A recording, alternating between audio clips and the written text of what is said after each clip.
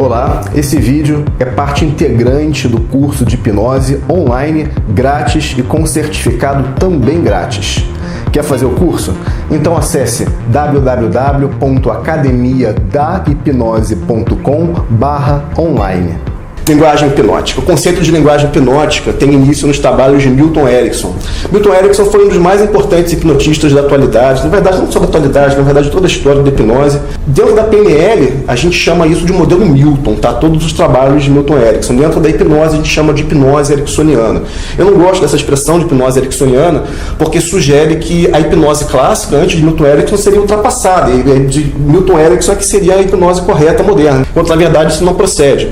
O que acontece é que, se de repente o Márcio for hipnotista, a gente se quiser se referir aos trabalhos do Márcio, a gente vai falar hipnose marciana, não faz sentido, é tudo hipnose. Tá? Então eu prefiro utilizar por isso a terminologia da programação neurolinguística, modelo Milton.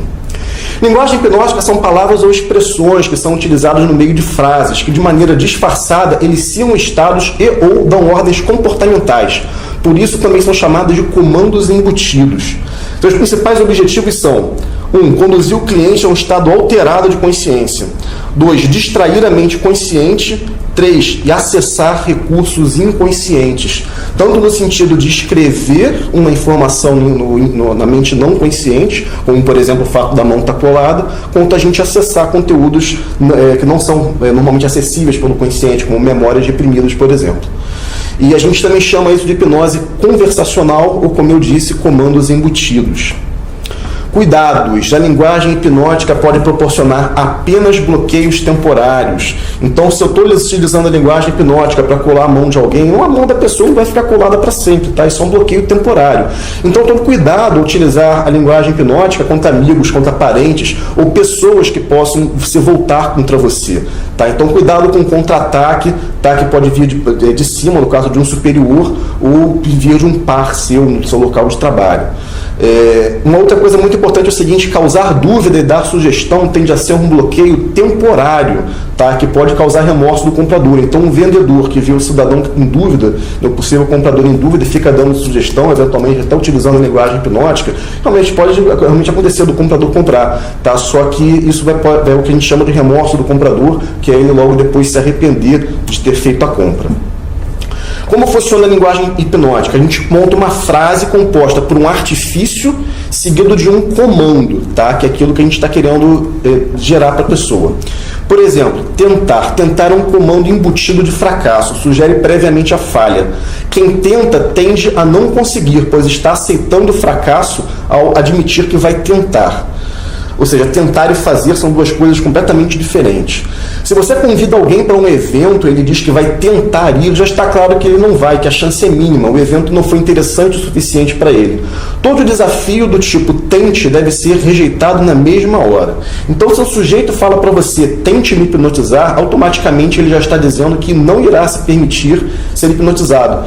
Tá? Ou se indicarem a você alguém com um comando de tente hipnotizar ele, você já está dando um comando embutido de fracasso, já está sugerindo para o possível sujeito que ele não vai ser hipnotizado. Então, cuidado com isso. Se você está tentando parar de fumar, você está dando um comando embutido de fracasso para si mesmo, que você não vai conseguir. Então, nunca fale em tentar para o seu cliente, para o seu paciente, porque você vai estar dando um comando embutido de que ele não vai conseguir. Um exemplo de uma construção, utilizando esse artifício, tentar. Você vai tentar soltar essas mãos, mas é impossível porque elas estão totalmente coladas. Então, quando a gente faz um processo, uma brincadeira de colar a mão, ou de tirar a voz, ou de colar o pé, a gente está utilizando a linguagem hipnótica, a gente está utilizando o verbo tentar nesse contexto.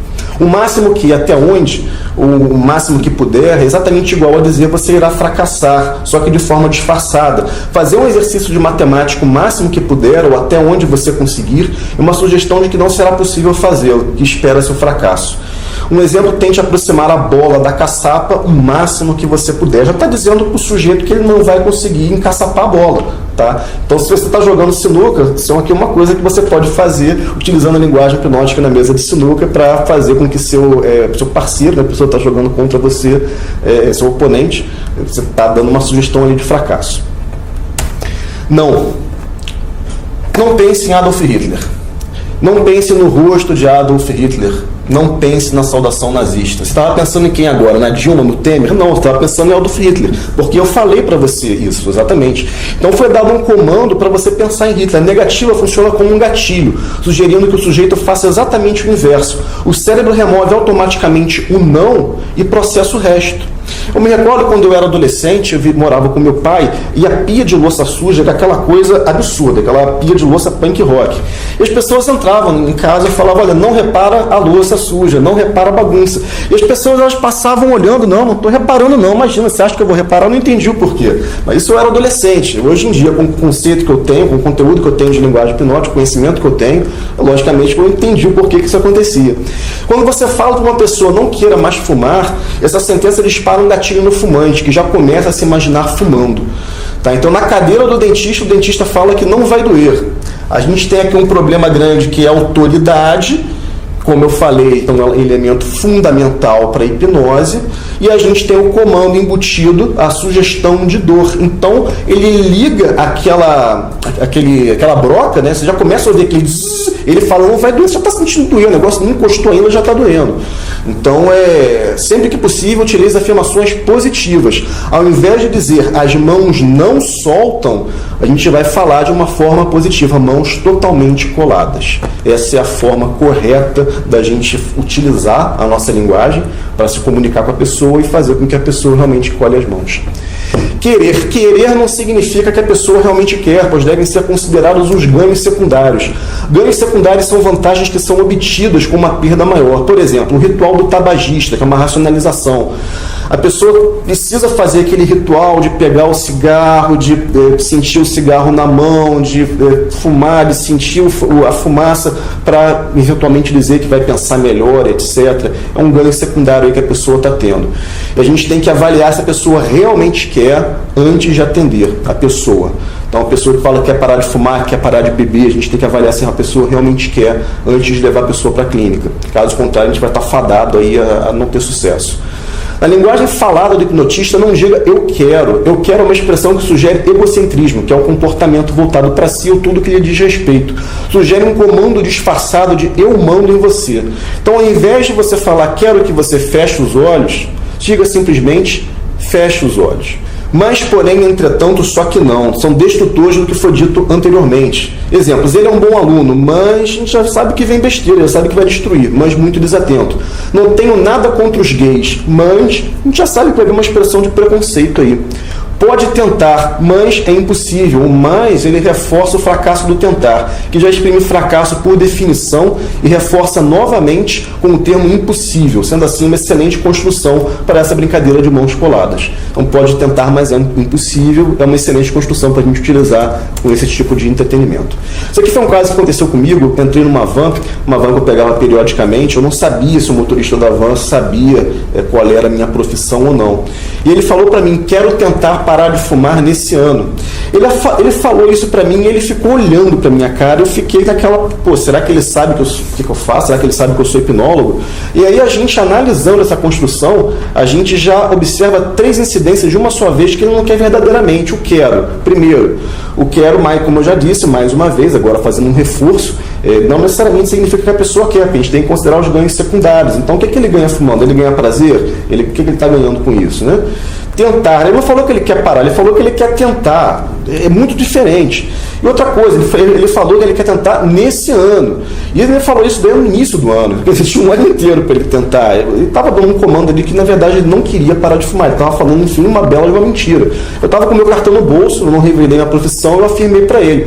Cloridrato de bupropiona é um excelente medicamento para tirar completamente a vontade de fumar. E aí ele respondeu para mim usando o destrutor mas, contra o que eu havia sugerido. Mas aí precisa de receita. Quer dizer, realmente o cara não queria parar de fumar. E a gente, quando começa a entender a linguagem hipnótica, quando a gente começa a entender esse conteúdo, esse tipo de construção, a gente percebe realmente que ele não queria parar de fumar nada.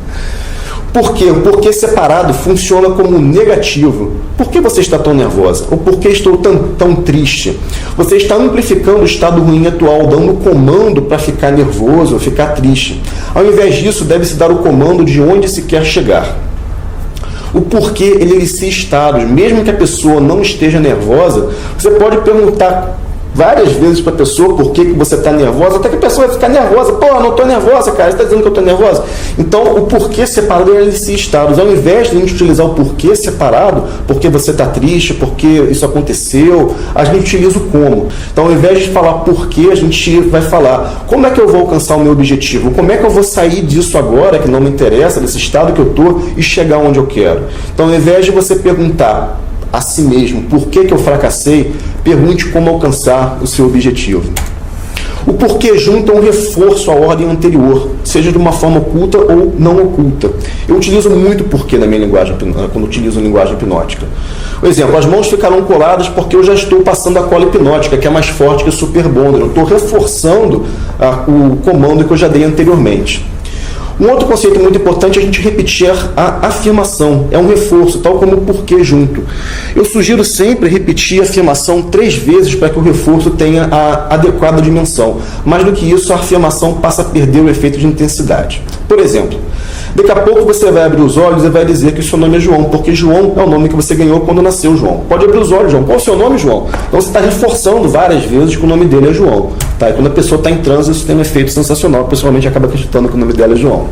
E o E é um conector, cria uma relação de causa e efeito, mesmo que não exista. Por exemplo, respire profundamente e, ao soltar o ar, observe o ganho de relaxamento de uma parte do seu corpo. Pode tentar, e quanto mais tenta, mais colado fica, quando a gente está falando da brincadeira de colar as mãos. Enquanto é sensacional, eu sempre utilizo também. Estabelece uma relação de causa e efeito entre duas expressões, mesmo que falsa, mesmo que ocorra por coincidência ou que esteja simplesmente sendo sugerida. Por exemplo, sempre que eu uso essa camisa, o meu time ganha no jogo de futebol. Sempre que eu acendo essa vela para o santo padroeiro das provas, eu consigo alcançar bons resultados. As pessoas buscam relações de causa e efeito em tudo, é incrível, mesmo que não exista. E a palavra enquanto que estabelece essas coincidências. Enquanto eu utilizar essa camisa, meu time vai ganhar no futebol. Exemplos. Enquanto você inspira profundamente, você observa que relaxa ainda mais. Falando mais uma vez da brincadeira de colar as mãos, enquanto você olha para esse ponto, eu começo a passar a cola hipnótica que deixará essas mãos totalmente coladas. Elogio é muito importante, muito legal a gente utilizar. Isso, muito bem, parabéns, você está indo muito bem, perfeito. As pessoas não querem ser avaliadas, ao serem hipnotizadas, podem sentir a sensação de estarem fazendo algo errado. Se você está em uma indução que o sujeito precisa ficar de olhos fechados e de repente ele abre os olhos, elogio. A gente não pode permitir que o paciente ache que errou. Muito bem, você quis abrir os olhos e abriu. A gente elogia para que ele sinta que está indo bem, que ele está perto de atingir o objetivo. Então, no caso que o sujeito não poderia abrir os olhos, ele abre os olhos e a gente elogia. Olha, muito bem, você sabe agora que você pode abrir os olhos sempre que você quiser. Agora a gente vai fazer diferente. Você só vai tentar abrir os olhos quando você tiver certeza que é impossível, porque eles estão completamente colados. E aí a gente vai colocar uma contagem para gerar expectativa, a gente vai utilizar mais elementos que a gente viu. Truísmo. Truísmo consiste em falar uma ou mais verdades óbvias, como se não fossem verdades óbvias. Isso é muito utilizado por videntes, cartomantes, líderes religiosos. Por exemplo, vejo que faltou amor na sua vida. Cara, sempre faltou amor na vida de todas as pessoas. Isso é uma coisa extremamente óbvia. Vejo que se você não teve ainda, você terá problemas com a justiça. É claro, nesse país todo mundo tem problema com a justiça, mais cedo ou mais tarde. Outro exemplo de truísmo, eu vejo que aqui nas minhas cartas que você chupou chupeta até muito tarde. Cara, todo pai, toda mãe sempre fala para a criança que está na hora já passou da hora de ter largado a chupeta. Então, isso também é exemplo de truísmo. Agora, como que a gente utiliza o truísmo na linguagem hipnótica? Fato e sugestão. Um dos objetivos do truísmo é fazer com que as sugestões entrem mais facilmente na mente inconsciente, ao serem colocadas verdades óbvias junto a essas sugestões que queremos que sejam aceitas. Por exemplo, enquanto você olha fixamente para esse ponto de pés juntos e dedos cruzados, eu já começo a passar a cola hipnótica entre esses dedos. Então eu dei aqui vários exemplos de coisas que estão realmente acontecendo, isso aqui é um truísmo, para acrescentar a sugestão que eu quero, que as mãos vão ficar coladas. As sugestões elas vão ser mais facilmente aceitas por estarem acompanhadas de outras informações que são reconhecidamente verdades. Um exemplo aqui, falando de meio institucional. Você sabe que eu trabalho nesse produto há 5 anos, sou o mais antigo da equipe, domino todo o processo do início ao fim, lhe digo que o fulano está dando problemas, causando prejuízos, influenciando negativamente funcionários, enfim, está destruindo aqui o fulano. Né? E aí, continuando a linguagem, porque ele está buscando outras formas de processar a empresa, porque disse isso, porque disse aquilo, enfim, está utilizando aqui a linguagem hipnótica para destruir o fulano dentro da companhia. Double bind. Double bind é um padrão que eu utilizo sempre. É um padrão de linguagem hipnótica que cita duas possibilidades, opções ou lacunas, sugerindo a falsa impressão de que o sujeito tem a opção de escolha. Alguns padrões mais usados são agora ou depois. Você prefere ser hipnotizado agora ou depois, mais cedo ou mais tarde. Eu acabei de utilizar esse padrão agora há pouco. Hoje em dia eu já uso a linguagem hipnótica de uma maneira totalmente espontânea. Quanto mais X, mais Y. Quanto mais tenta, mais colado fica. Tá? Então esse padrão de double bind ele é sensacional. Isso aqui é totalmente Milton Erickson. Nesses casos, apesar de